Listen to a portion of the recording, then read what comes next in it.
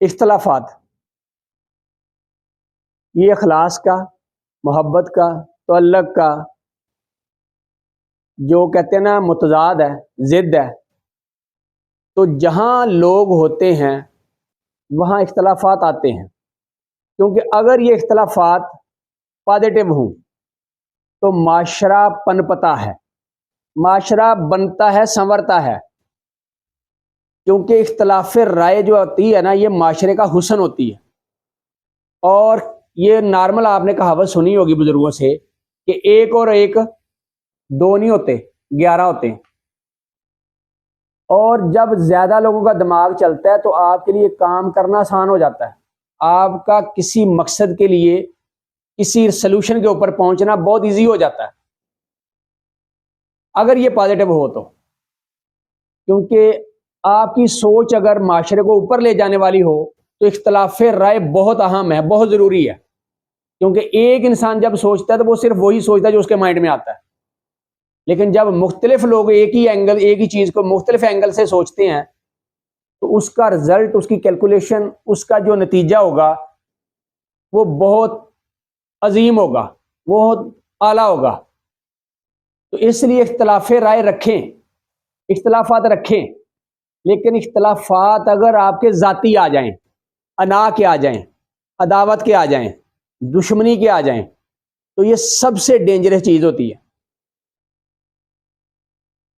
کیونکہ اس میں انسان پھر تمیز کرنا بھول جاتا ہے کہ میں نے کرنا کیا ہے اور کیا نہیں کرنا. یعنی کہ وہ صحیح یا غلط کا فیصلہ ہی نہیں کرتا، بلکہ سوچتا ہی نہیں ہے کہ میں نے کیا کرنا ہے. وہ بس یہ کہتا ہے کہ بس یہ میری اس سے عداوت ہے، میرا اس سے اختلاف ہے، بے شک یہ صحیح ہے، حق پہ ہے، میں نے پھر بھی اس کی مخالفت کرنی ہے.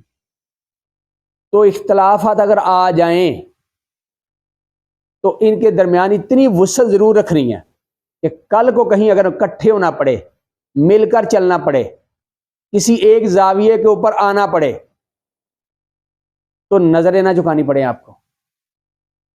کیونکہ کوئی انسان دنیا کے اندر کامل نہیں ہے، ہر انسان کے اندر خوبی بھی ہے، خامی بھی ہے.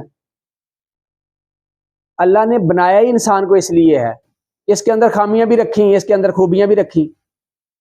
تو خوبیاں خامیاں دونوں کو ایکسیپٹ کریں انسان کے اندر.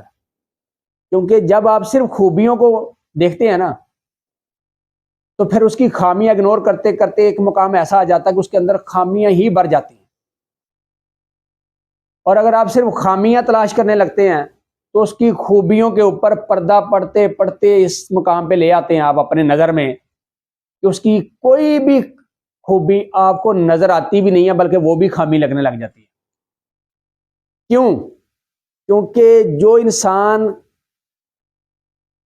تراشتا ہے اس کو خوبیاں نظر آتی ہیں، اور جو تلاشتا ہے اس کو خامیاں نظر آتی ہیں. اب آپ نے فیصلہ کرنا کہ آپ نے تراشنا ہے، آپ نے کسی معاشرے کو بنانا ہے، آگے لے کے چلنا ہے، یا خامیاں ڈھونڈ ڈھونڈ کے اس کے اندر عیب نکالتے ہوئے لوگوں کے سامنے یا کرتے چلے جانا ہے. فیصلہ آپ کا ہے، یا تراشنا یا تلاشنا.